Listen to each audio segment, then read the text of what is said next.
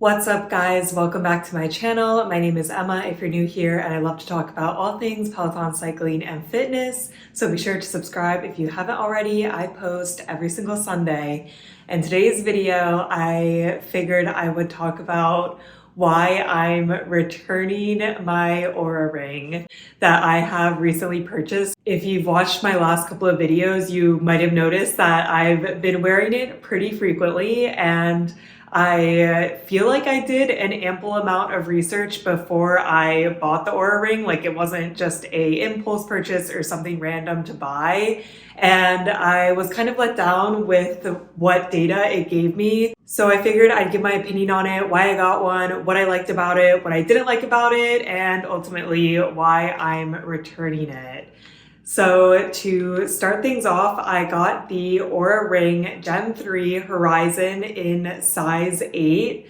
I highly recommend that you either go into Best Buy and use their ring sizer or get a ring sizer from the Oura Ring website before ordering, because size 8 is a pretty large size for me. But that was definitely the right size for me. Essentially, there's like little divots going into the ring, like where your finger would be. So then I think that it runs smaller than your typical ring size, but I'd highly recommend you make sure that you have the right size, because if you're gonna wear this all the time, you definitely want it to be comfortable.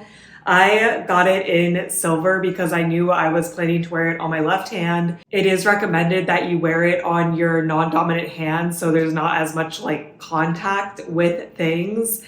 And I got silver because my engagement ring's silver and that's on the same hand, so I figured it would look the best.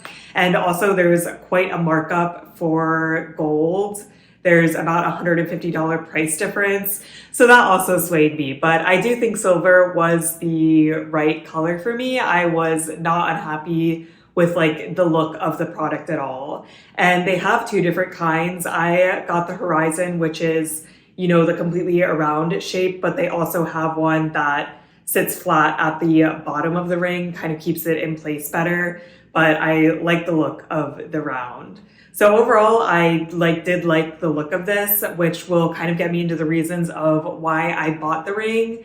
So the two biggest reasons is, one, my Apple Watch is getting pretty old. It's almost 4 years now, and I just really do not like the look of the Apple Watch anymore. I initially got the Apple Watch during the pandemic, so I wasn't really going anywhere, so I didn't care.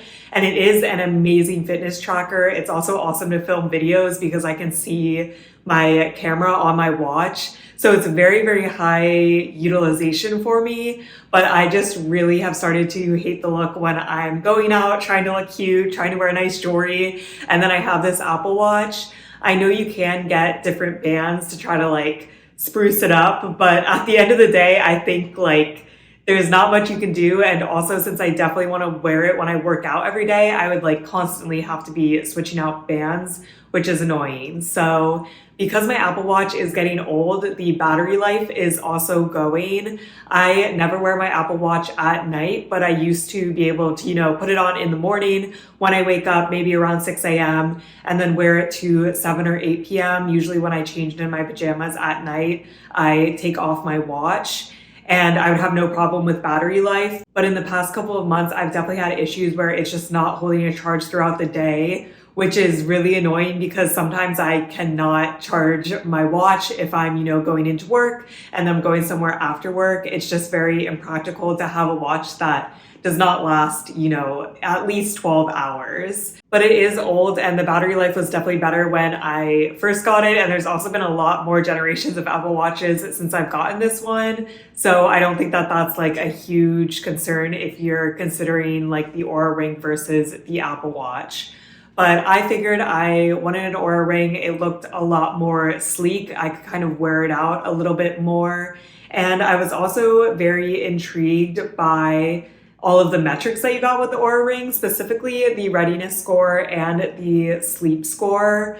For Apple data, in my opinion, they're really great at giving you data, but they're not really great at helping you analyze the data at all, which I thought the Oura Ring would be better at. So even like working out, Apple Watch really breaks down a lot of your data, especially for runs. You can get cadence, you can get your heartbeat, you can get your average mile pace for each mile, you get elevation, like you get a ton of information, but it's hard to do anything with it just by looking at the information. So I was really hoping that the Readiness and Sleep Score would give me more insight on the Oura Ring. Specifically, sometimes I wake up and I always work out in the morning. So I'll wake up, I'll feel fine. I'm a little tired. It's the morning. I eat my breakfast, I drink my coffee, and then I go to work out. And pretty quickly into working out, I realize I actually don't feel well and that this is going to be a bad workout. And I think that happens usually for two different cases. One, I have sickness coming on that I haven't realized yet. So that's kind of my first indicator. If I have a bad workout, I know that it's likely that I'm going to get sick.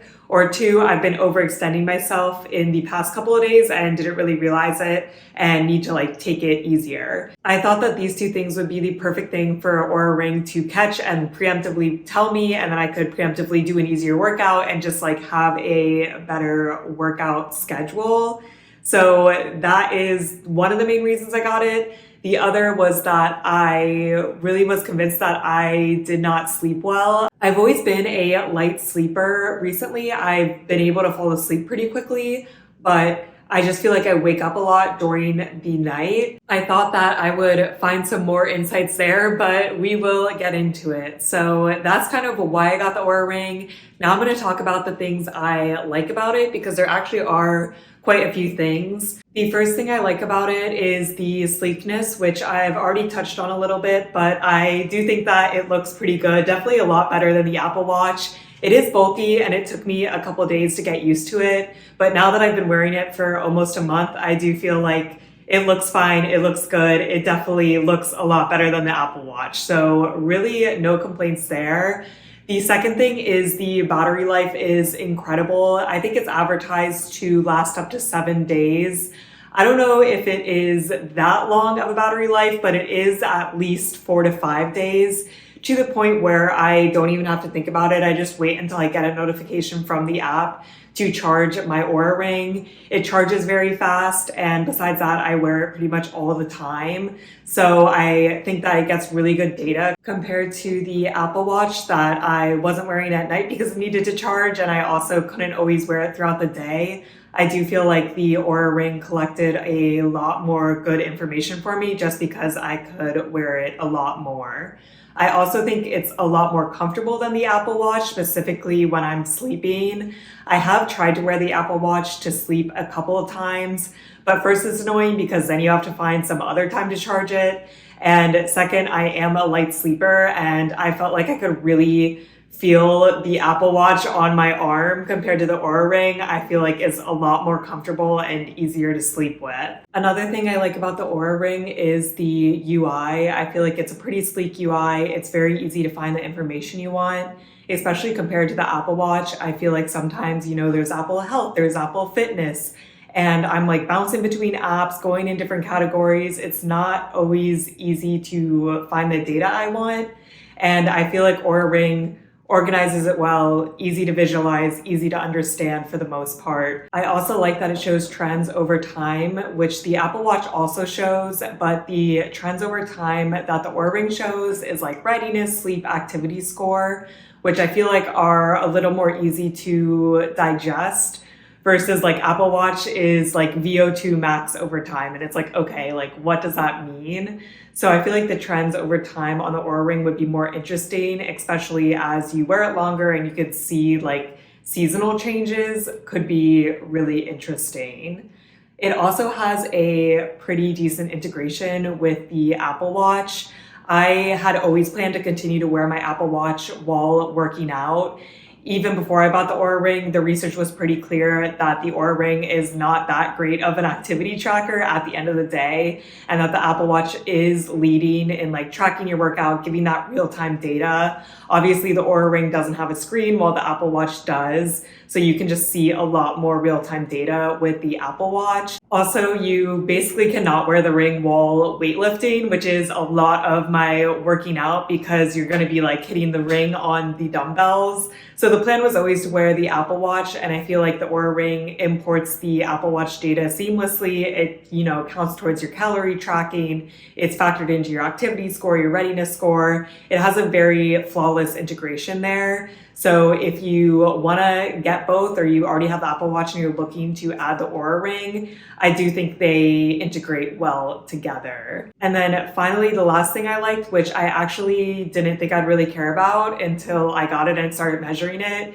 is that it measures your daytime stress, which I'm very thankful. I do not live a very stressful life, but it is interesting to look back and see like when your stress was peaking.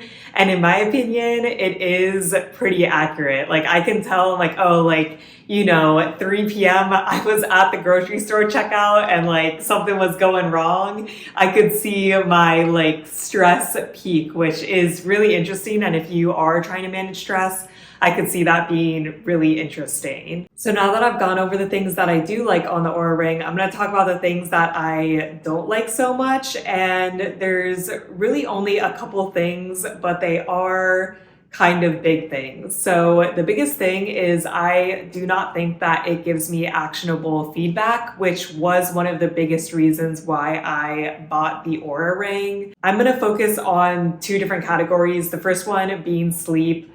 I was convinced that I was not getting good sleep. The Oura Ring is convinced I'm getting very, very good sleep. My sleep score is typically in optimal. And if I drink alcohol, it might be in good, but it never drops below that. And I just feel like, it's already saying I'm doing a really good job, and it's not really giving me any actionable feedback with that, which I am curious because I still don't feel like my sleep is that good, but I guess other people's is even worse. The jury's still out on that one, but I do think it's interesting that, it doesn't really seem to have any tips for me. I mean, I know that I do have pretty good sleep hygiene. I typically go to bed around the same time each night. I don't drink a lot of alcohol. I never eat big meals before I go to sleep. I eat dinner pretty early. I don't drink caffeine before bed. So if you kind of live a more hectic lifestyle, then maybe this could give you some better tips. But for me, I just feel like it doesn't really have any advice for my sleep. Sometimes there is a category in my sleep that is not optimal. For example, one day it says I didn't get enough deep sleep, but when you click on it, it's like, oh, did you have caffeine or did you have a big meal before bed?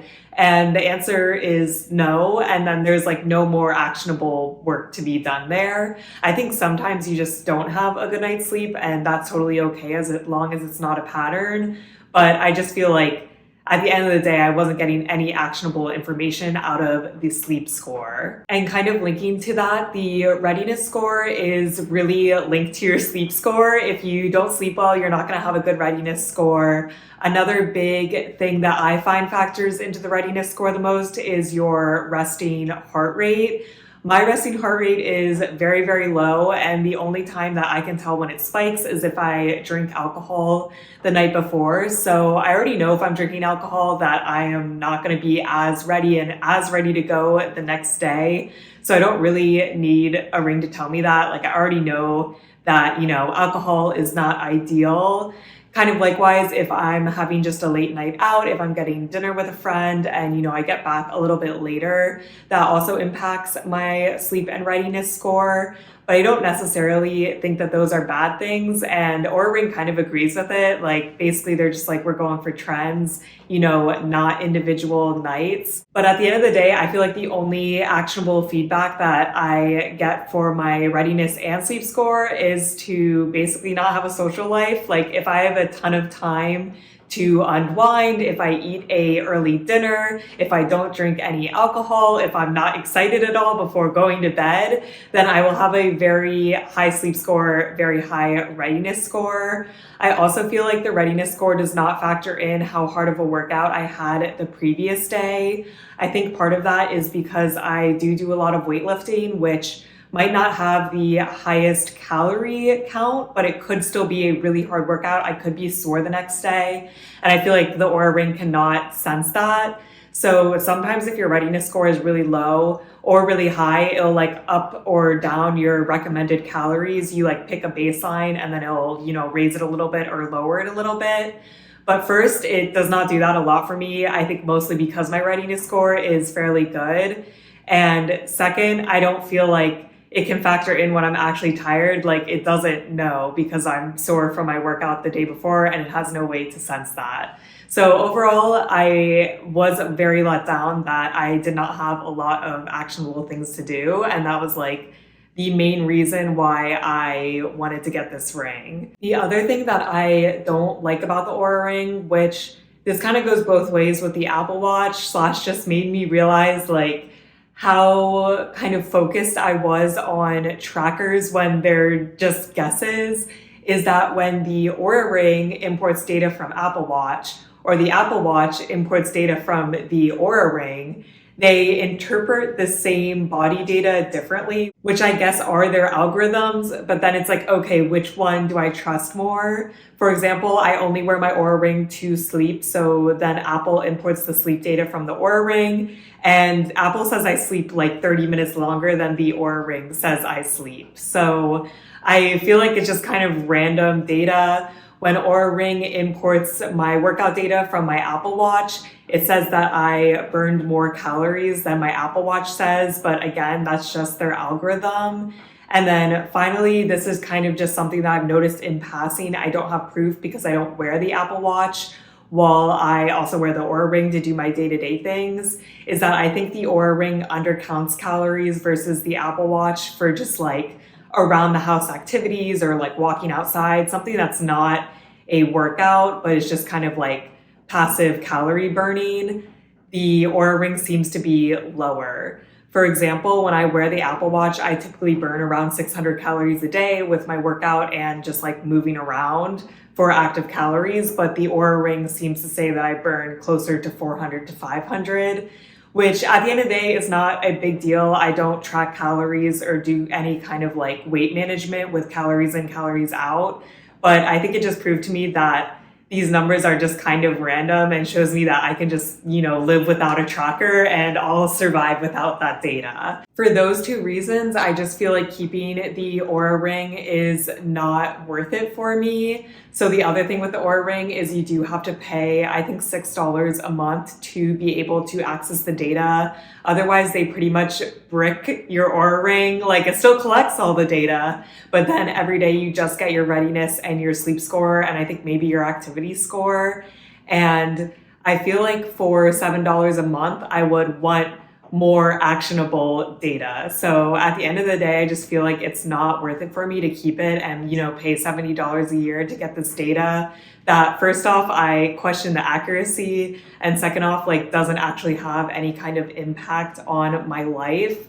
Moving forward, I plan to just wear my Apple Watch while I work out and just try to go trackerless for the rest of the time and see how it is.